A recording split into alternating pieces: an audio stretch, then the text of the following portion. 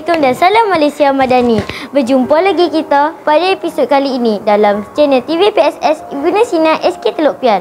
Bersama saya, wartawan cilik Adwa Adlina, ingin meraporkan tentang sambutan Ma'al Hijrah peringkat sekolah yang telah diadakan baru-baru ini.